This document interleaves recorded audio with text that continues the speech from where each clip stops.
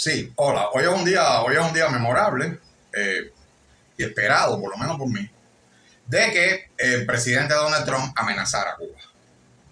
Cuba es un país que lleva 66, 67 años bloqueado, que hoy está pasando mucha necesidad. Hay gente que dicen que la gente en Cuba se está muriendo de hambre. Eso no es real. Pero sí hay mucha necesidad y sobre todo ahora mismo hay un problema sanitario con el tema de la chikungunya. La chikungunya es una enfermedad transmitida, un virus transmitido por el Aedes aegypti, el mismo de la fiebre amarilla y del dengue, que da dolores de articulación, incluso después que te pasa la chikungunya se te quedan secuelas durante un tiempo. Es terrible. Cuba está en una situación difícil en el tema energético, que está en vías de solución, con inversiones chinas, inversiones rusas. Los rusos y los chinos están metidos hasta el cuello en Cuba y otros países posiblemente.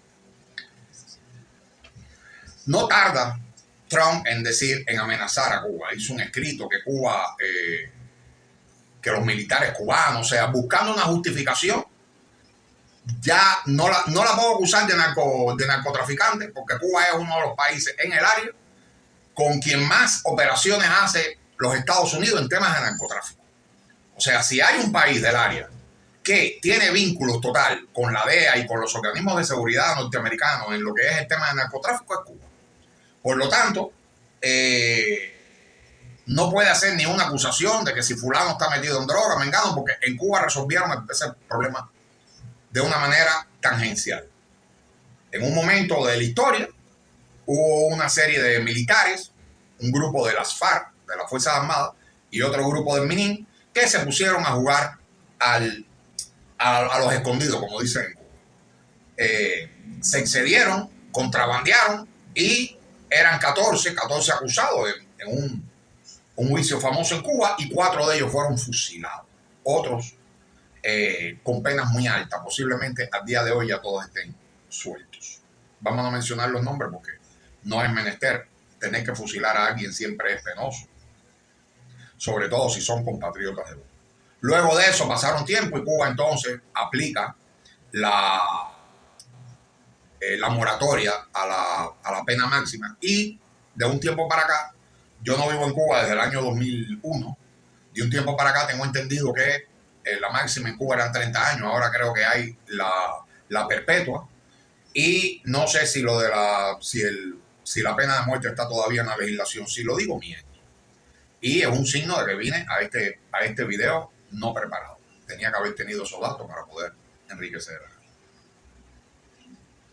Cuando la Unión Soviética empieza a resbalar a finales de los 80, con Gorbachev en presidencia, ya las cosas habían empezado a cambiar.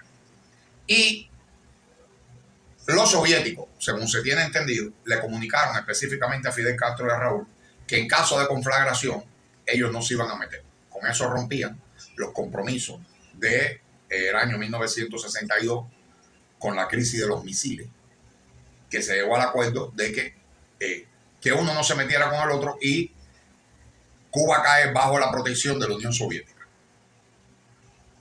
A partir de ahí se cambia en Cuba la doctrina militar, y aunque siga habiendo ejército, el ejército pasó a hacer mucho hincapié en la guerra irregular. ¿Qué es la guerra irregular?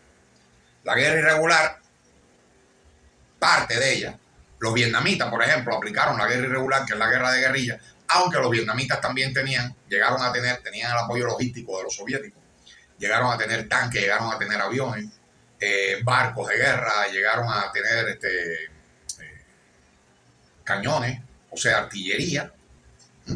La guerra en Vietnam fue mixta, porque también estaba el tema de los túneles y el tema de sorprender a los soldados norteamericanos con técnicas que le hace imposible tomar el país, que van desde las trampas vietnamitas hasta llegar a un lugar y pasar a la gente a cuchilla.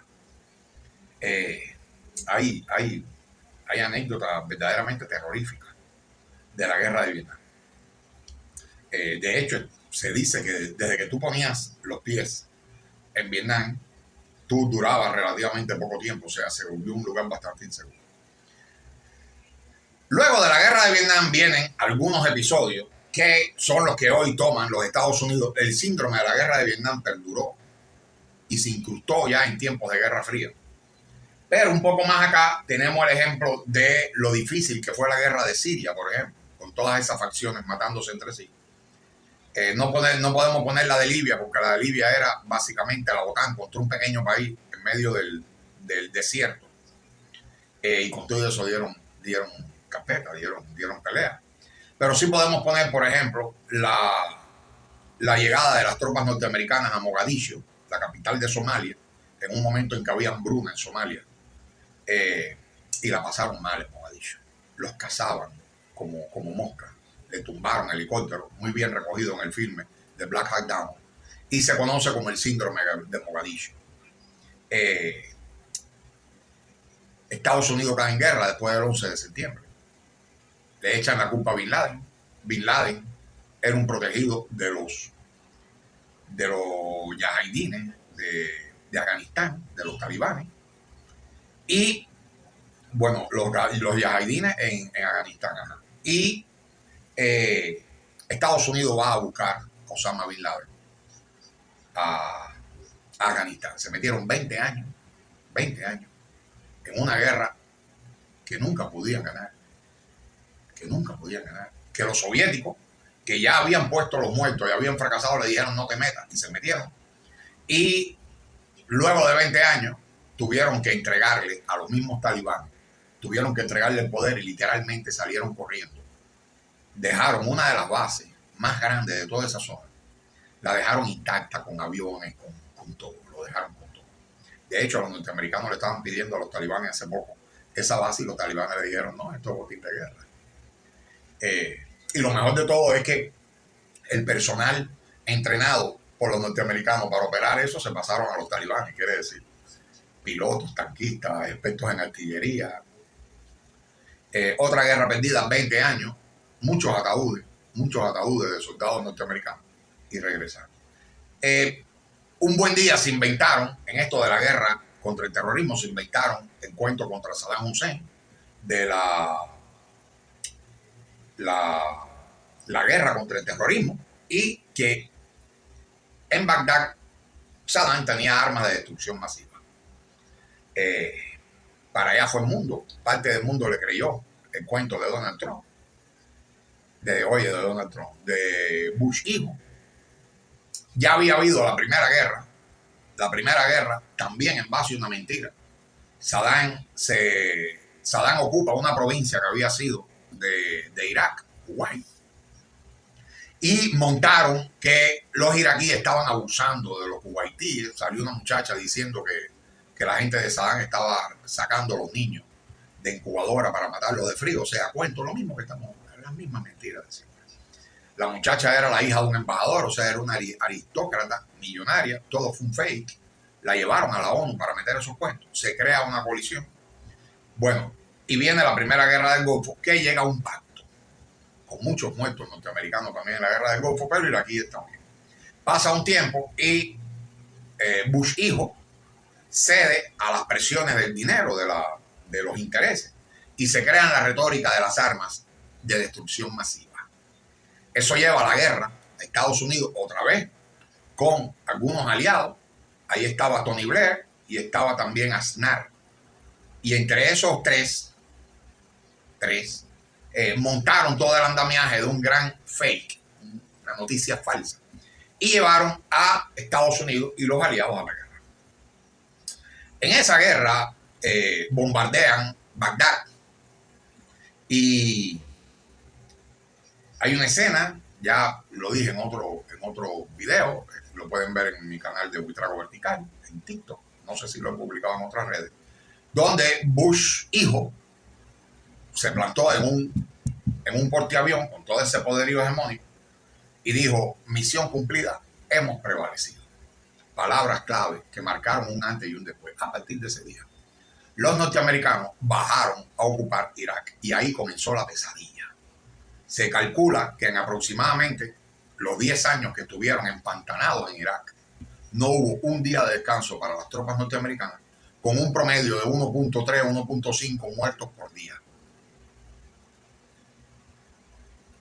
Esta de este capítulo de Irak tan penoso y que los analistas, los mejores analistas, incluso gente del ejército norteamericano, ex analistas de la CIA, expertos, coinciden en que Estados Unidos no tiene fuerza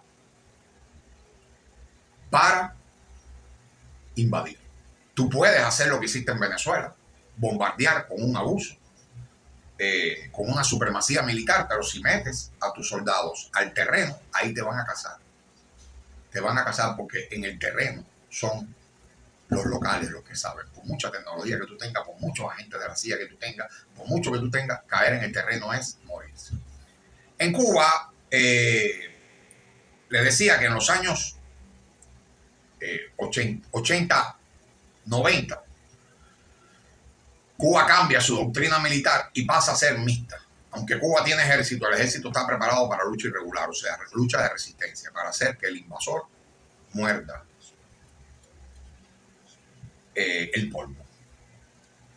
Y le pase como en Irak. Y así mismo es la doctrina de Venezuela.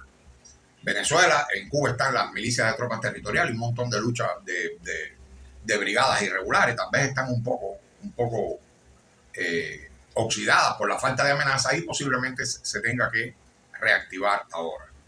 Pero en Venezuela, los llamados comanditos, que para colmo, los comandos que para colmo actúan también dentro de la ciudad, localizan a los opositores. ¿Qué pasa con los opositores? Tú puedes, sobre todo en Venezuela, que es un país de democracia liberal, que se vota cada cierto tiempo, tú puedes tener líneas de oposición, pero cuando el país cae en guerra, Venezuela ahora está en estado de guerra, como ha estado Cuba bloqueada, 66 años en estado de guerra permanente, el opositor deja de ser opositor para convertirse en traidor, en enemigo de la patria. Y eso hay que entenderlo.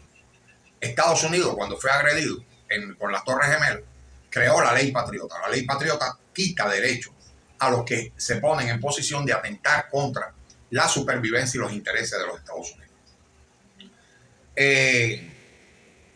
Sabemos ya qué pasó en Venezuela. Secuestraron a un presidente legítimamente electo. Ahora vienen a decir, vi uno por ahí en TikTok, de legitimando que si Maduro no era legítimo, Maduro es legítimo. A los ojos de el mundo entero. Sobre todo, la mayoría de la población del mundo está del otro lado. En América Latina lo reconoce la mitad de la población. Así llamado. En África lo reconoce todo el mundo. Y en Asia lo reconoce todo el mundo. O sea, el decir que Maduro no es legítimo es porque tenemos ese egocentrismo, esa estupidez, esa imbecilidad de creer de que el mundo es Europa y Estados Unidos. No, el mundo es algo más que Europa y Estados Unidos. Y decir que Maduro no es reconocido, bueno, si el gobierno de Maduro es el que está representado en la ONU, ese es el gobierno legalmente constituido, te guste o no te guste. Y es el gobierno que casi está en los BRICS, por lo menos reconocido por todos los países de los BRICS. Es el gobierno que tiene problemas o sea, que pertenece a la OPEP Plus, que es el cártel de petroleros más Rusia, el que dice que Maduro no está reconocido. Su mente, su conocimiento es totalmente estrecho, muy estrecho. Son los que se creen las películas de los Invencibles, Rambo y otras cosas. Curioso, porque Trump, el mismo Trump, le llamó presidente Maduro. Trump. Y ahora la que ha sido reconocida incluso por el agresor es la vicepresidenta del gobierno de Maduro, que participó también en las elecciones. Entonces, estos opositores que apoyan a Trump, que prefieren que bombardeen a sus compatriotas, dicen que Maduro no es legítimo, pero no critican a Trump, de cobardes que son, cuando reconoce que Delcy y el chavismo son los que gobiernan en la República Bolivariana de Venezuela. Hay gente que me ha llamado y me ha dicho, ¿tú te estás preocupando por lo que dice Trump de Cuba? Digo, bueno, lo que le queda a Trump es arrasar Cuba. O sea, Primero que todo, ninguno de los países del mundo va a dejar de comerciar con Cuba, porque Trump lo diga. Y Cuba tiene excelentes relaciones con Europa, tiene excelentes relaciones con casi toda Latinoamérica. Y Cuba no se mete con nadie.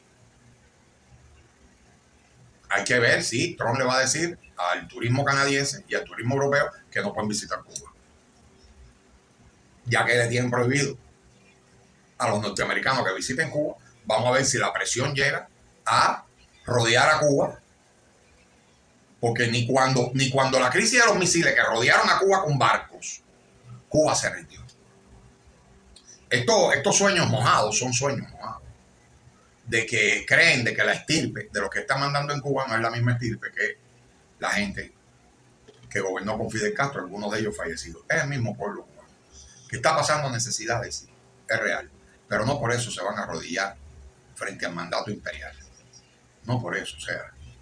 Y a veces cuando yo escucho estas cosas, esta fanfarronería contra Cuba, yo me pregunto, bueno, ¿pero qué quiere? ¿Qué cree que puede pretender con amenazar a Cuba? Si todos los presidentes norteamericanos amenazaron a Cuba, incluso los que invadieron Cuba.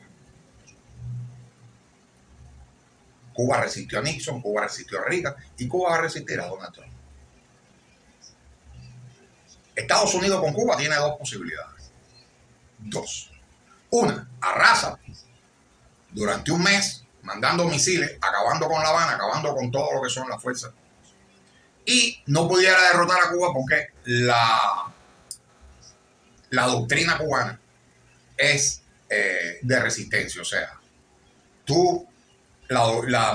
tanto Cuba como Venezuela están preparados, y algunos países más, están preparados para cuando tú descabezas el mando principal militar, tú no puedas tomar el resto. O sea, se diasporiza, como el misil Oresnik de los rusos. Y entonces la invasión a Cuba se hace totalmente irresistible. ¿Que puede matar a 500,000 de cubanos a base de bombas? Sí, lo pueden hacer. Lo pueden hacer. Pero, ¿cuál va a ser el sentimiento que va a emanar de ahí? ¿A quién van a poner al presidente? ¿Qué transición van a hacer? Aquí. Y es fácil. Y es fácil. Gente que olvida el grito de patria o muerte. Venceremos. Gente que olvida el grito de viva Cuba libre. Gente que no entiende. Y lo de 1998 no va a ocurrir otra vez. Lo de 1998 fue una coyuntura. Lo de 1898 fue una coyuntura específica. Pero eso no se repite en el tiempo. Cuba lleva 66 años resistiendo. Y está a poco de resolver su problema energético. Lo va a resolver. Y la solidaridad con Cuba, la solidaridad del mundo con Cuba es total, porque el mundo al final es agradecido. Y Cuba, aún en malas condiciones económicas, ha ayudado al mundo entero. Ha ayudado al mundo entero. Esa es una de las cosas que hoy pasa con Venezuela, que Venezuela, cuando ha podido, también ha ayudado al mundo entero. Y aunque se parezca que las reacciones son tibias, no, las reacciones han sido contundentes. Mientras esto pasa, bueno, esa sería una opción de Estados Unidos, arrasar a Cuba. Matar a 500,000, a 1,000,000, a 2,000,000 de personas, con las consecuencias que eso pasa. Pero nunca si el soldado norteamericano toca suelo cubano, se empantana. Comenzarían a regresar en bolsas, seguro. No sé si a promedio de 1.3 por día como en Irak, pero más o menos. Y eso lo sabe el Pentágono, lo sabe todo el mundo. Estados Unidos tiene una capacidad armamentística increíble para desaparecer un país. Y luego, ¿qué vas a hacer con él? El mismo Marco Rubio justifica que nadie está preparado para estabilizar el país como el chavismo. Por eso es que escupe, desprecia de una manera bochornosa, que yo no sé cómo se les ocurre sacar la cabeza, a Edmundo y a María Corina, que nunca ganaron las elecciones, pero soñaron de que las acciones que emprendiera Estados Unidos con este cuento del cartel de los Sol y todas estas mentiras que se inventaron, incluyendo los asesinatos de pescadores en el medio del mar, era para ponerlos a ellos. Y uno se pregunta, ¿cómo es que ellos creen que los norteamericanos los iban a poner a ellos? Porque los norteamericanos para ponerlos a ellos tienen que ocupar completa Caracas. No ir y armar un tiroteo y no, ocupar Caracas. Y eso es imposible para los norteamericanos. porque estarían regresando en bolsas promedio de más o menos 5 diarios. Hay muchas maneras. Hay muchas maneras de aplicar la lucha irregular. De aplicar la lucha irregular. Se puede uno documentar las peleas urbanas, las peleas irregulares son terribles, terribles. Por ejemplo, la guerra urbana y en la selva de los ejércitos que han tenido que luchar con la guerrilla se han empantanado. No pudieron ganar la guerrilla en El Salvador, no pudieron ganar en Guatemala, no pudieron ganar en Colombia, tuvieron que sentarse a negociar después de miles de muertos. Y mientras sean los latinoamericanos los que se estén matando, Arena y el Frente Farabundo, no hay problema, que se maten, en El Salvador que se maten, en Colombia la guerrilla contra el ejército que se maten. Lo malo es cuando son los norteamericanos con Venezuela o los norteamericanos contra los cubanos. Y en Cuba todo el mundo tiene preparación militar, más o menos. O sea, no son ilusos. Hoy, tanto Venezuela como Cuba deben estar viviendo un momento de tensión y el mundo. Pero sobre todo, hoy, con esta amenaza de los Estados Unidos, hay un ingrediente que es una amenaza de guerra. Y esa amenaza de guerra se traduce en que los opositores pasan de ser opositores, que siempre han estado pagados al servicio de, en este caso, el agresor, el atacante, pasan a ser traidores. Y entonces la fórmula cambia. Lo mismo pasa en Venezuela cuando tú te metes en el cuento este de oposición, de democracia, de voto, de competencia, de elecciones, pero cuando ya se agrede el país, el opositor radical que se detecte que está al servicio de los que agredieron pasa a ser objetivo militar del gobierno de la República Bolivariana de Venezuela. No estoy preocupado creo que si Trump se mete con Cuba, las primeras reacciones catastróficas van a ser dentro de Miami. Automáticamente estarían perdiendo Florida. No hay ni que hacer elecciones de midterm, porque la mayoría de la población en la Florida está a favor de buenas relaciones con Cuba. La inmensa mayoría. Los que gritan siempre son la minoría, igual que en Venezuela. Los venezolanos que gritan y se alegraron y salieron a las calles alegrándose, ustedes ven que es una minoría pírrica frente a la migración. Lo mismo pasa con los cubanos. La mayoría de los cubanos tienen familia en Cuba, tienen amigos, tienen su tierra. Y una cosa es que tengan un pensamiento diferente al gobierno de Cuba, pero saben que en Cuba es un país estable, es un país donde las instituciones funcionan y Cuba es un país donde se vive en paz. ¿Querés tú que por las apetencias de un grupo de Miami, que al final lo que están es detrás del dinero, de una cúpula de toda la vida, quieran bombardear? No es para llevar libertad, es para llevar muerte.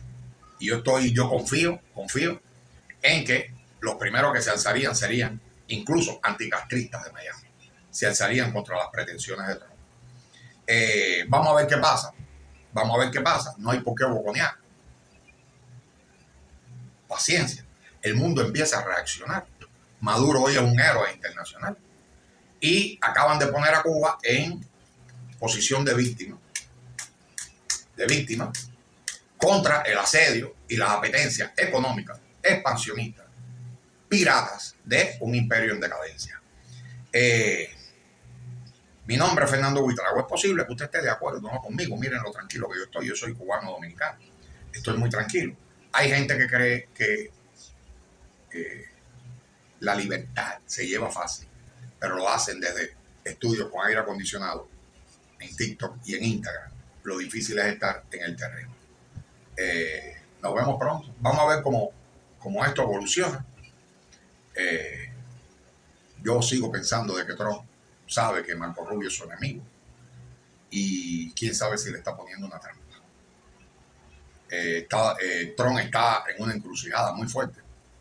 Las ciudades se le están alzando, se le están revelando completamente. Europa va a tomar medidas contra las tecnológicas. Esto está empezando ahora. Vamos a ver. Ojalá no llegue a mayores. Pero sí, yo de algo estoy seguro. Cuba no come miedo. Cuba no come miedo. Como Venezuela tampoco lo come. Y un día nos vamos a enterar, un día más temprano que tarde, cuántos muertos tuvieron los americanos, los norteamericanos en su ataque contra Caracas. ¿Cuántos muertos? Si el mismo Trump dice que los cubanos pelearon, imagínense un ching así. Imagínense el país entero peleando por la patria agradecida, por la patria de Martí y de Fidel. Todo lo demás, sobre todo que sí. Nada, no voy a decir más. Nos vemos mañana.